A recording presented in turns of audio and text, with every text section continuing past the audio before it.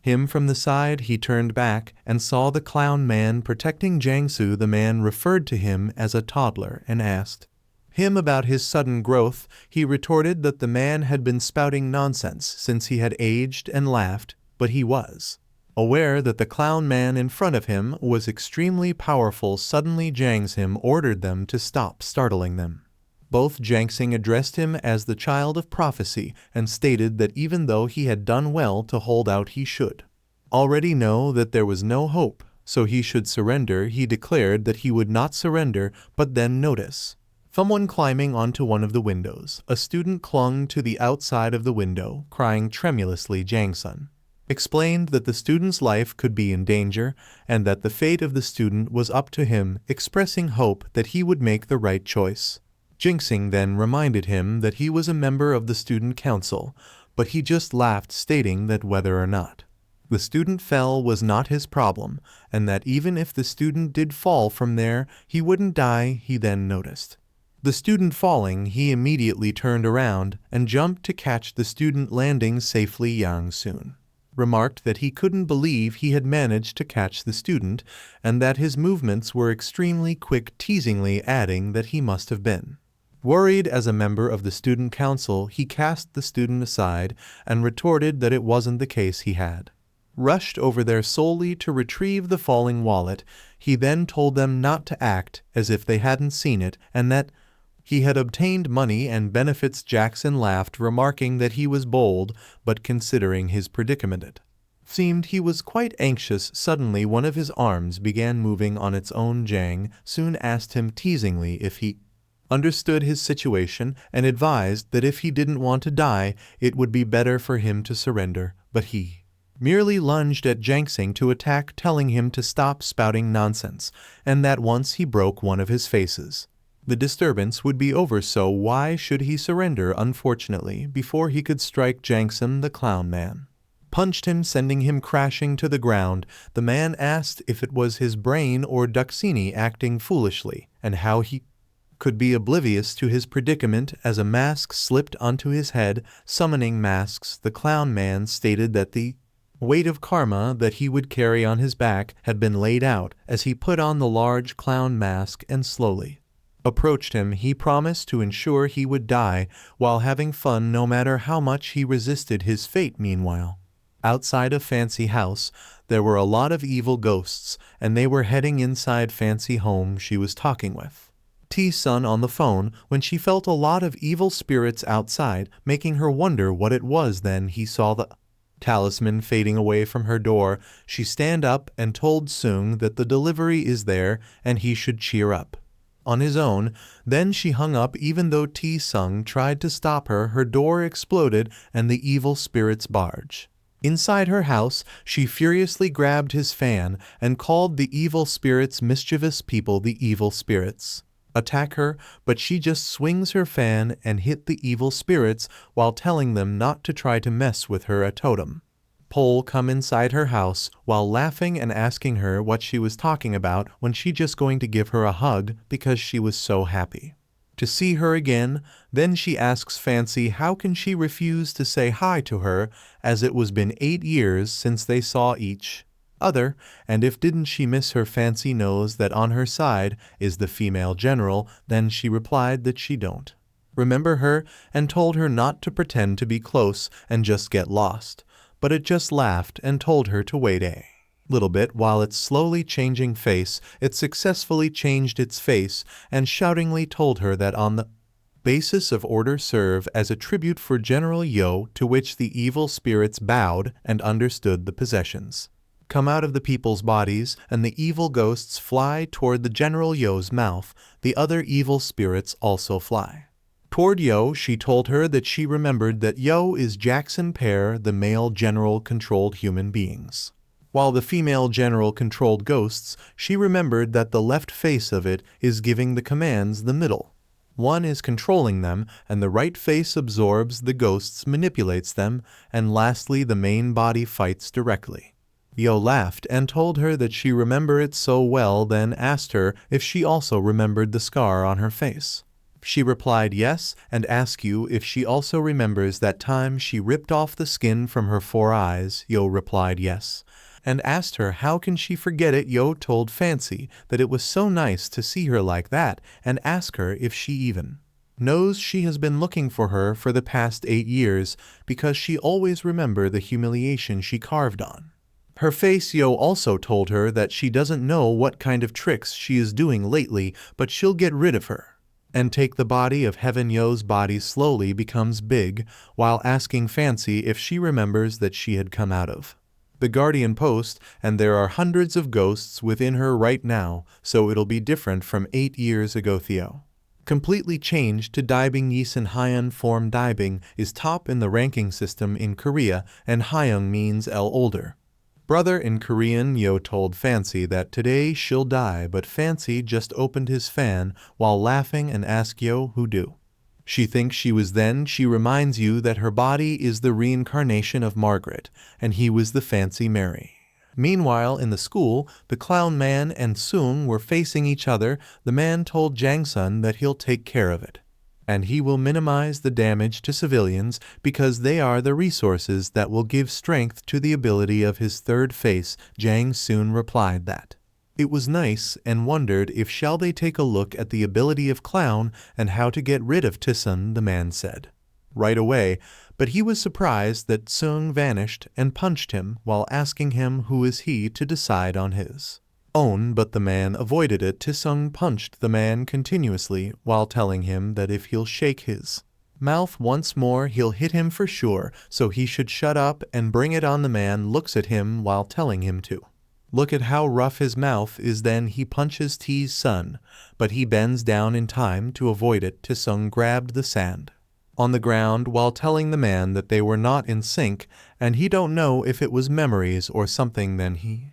throws the sand at the man while shouting fatal throwing sand. The man coughed while he was telling him that he was such a coward and if you want he can do it too. Then he jumped to attack him, but the man changed to Fancy's face and told him to stop because it was her. He stops in confusion and looks around searching for the clown while asking Fancy why is she there. She replied that she came there to help him since he working hard. He furiously can't believe that the man disappeared in the midst of the sand. She asked him what is he looking for, and he replied that there is a clown with a mask on. She punched him hard in the stomach while asking if it's that one. He coughs blood in. Then the man changed back to the clown man who's saying that it was chapter 1 fleeing. The man told him that the place has already become him and fleeing is a type of transplantation. It was because he is conceited by believing in memories. Then the man warned him to pull himself together because from now on he'll have fun. Then he surrounded him using his clown skill. Chapter 2 Clown. He laughed and told him that he never imagined 5 adult men will be cowardly beating a school kid. The man attacks him while telling him that the now who throws sand is talking about fair play. He blocks the attacks using his hand, and when he was going to attack back, he stopped when he saw a student crying asking him if he was out of his mind and not to hit her, but the student changed to the clown man and punched him while teasingly telling him that he has been fooled again. He hit the other student behind him. He looked back at the student who was confused asking who is the general. Then he remembers that it was the student who fell to the building. Then he punched him breaking the mask away while asking him if he thinks he'll be fooled again. The student fell to the ground crying and saying that it hurt. He was stunned that the student was real. Suddenly the clown man appeared behind him and told him that he just punched his friend. Then the man kicks him which sent him flying. He shakingly shouted that it hurt. Then a lot of hands grab him down before he can get up and pinned to the ground. The man asks him if he thinks it'll work if he was just a brave being, and it was pathetic that he was the vessel of God. The man takes off his mask and told him that he'll tell him one thing because he feels bad for him. He told him that Hwal Yeo-Han or Fancy is using him, making him surprised. The man explained that what Fancy wants is his power as a god, and using its power she wants to kill many shamans. It breaks down the casualty. the utopia she thinks of to create a chaotic world, and she is the villain. The man asks him if he knows what is going on and told him not to fight for no reason and surrenders smoothly, so if he listens carefully, he'll spare him. But Sung told the man to shut up, and he have already tried to kill him several times. Then he asks him why now he wants a settlement when they dragged him to their thing, and he asks who was the bad guy and who is playing politics while he was trying to free himself. The man was surprised that he, using the power in his current position, Tae-Sung grabbed the man's neck and face, while reminding the clown man that he also threatening the students, and in his eyes it was the same as being a villain. Then he pinned down the two men who were holding him before the man launches toward him while saying that it was a failure, and he kick him using his clown skill edge. But he was surprised that Tae-Sung catch his feet. Tae-Sung laughed and told the man that he mean if both sides are bad guys, he'll take the side of the person who gives him money. He looked at the man smiling and commented that his hair was a bit dry. He didn't know what caused it, yet he suddenly felt refreshed. The man noticed the mark on his face and wondered what it was. The man also realized that the energy was calmer than before. He speculated whether Tae-Sung had become accustomed to being possessed during Babel. Regardless, this was his territory now. He activated his Chapter 2 skill again and charged to attack Tae-Sung, furiously swearing that Tae-Sung wouldn't disrespect him anymore. Just as he was about to use his other clown's skill, his two clowns were struck down. He looked back bewildered, not realizing that Tae-Sung had materialized in front of him. Tae-Sung then punched him in the face, shattering the mask thrown to the ground. He sat up, clutching his bleeding nose. Tae-Sung lunged at him, warning him to clench his teeth. He referred to him as tidikbigi, a term for an earthenware bowl used for cooking or storing stews. He punched him hard in the face, causing him to cough up blood and vanish. This left Tae-Sung perplexed. He scratched his head in confusion, for he had believed the man to be real. The man attempted a surprise attack from behind, but Tae-Sung retaliated before the man could land a hit, as he had anticipated. This figure was also an illusion, however, since he had identified 4 such apparitions, he had found the real one. He approached the man and told him that he no longer had any allies, so they should fight fairly. A seance, an attempt to communicate with spirits, was a phenomenon in which ghosts possessed a human body. This was commonly referred to as Shin Aram. Shamans borrow the power of ghosts through this phenomenon, and it wasn't a skill that just anyone could master. One needed to be able to control spiritual entities like ghosts, and such individuals were rare. 1 in 10,000. If a ghost entered the body of a person who lacked these spiritual abilities, their form would collapse and their mind would be corrupted, a condition known as being ghosted. Maintaining a complete form and mind through a strong body was possible only for spiritual beings. However, this was merely a prerequisite in order for spiritual beings to gain strength from ghosts through Shinram. They needed to engage in endless practice to harmonize with the spirits. This process could take years, even decades, and some individuals never mastered it in their lifetime. Tae-Sung, who couldn't even see ghosts, left him wondering how he could reach that level with such mediocre talent. He knew that even in the heat of battle their power levels were converging. If Tae-Sung was destined to become a god, he wondered if that was a hint, but Tae-Sung merely laughed, flipping him off and asking why he was zoning out. He questioned whether his rock fist wasn't good enough. The man stuttered a response which confused Tae-Sung. The man shouted, asking why someone as powerful as Tae-Sung would assist someone as frivolous as Fancy. He told Tae-Sung that he didn't realize how perilous and foolish the path he had chosen was. Tae-Sung retorted that the student council had been bothering him.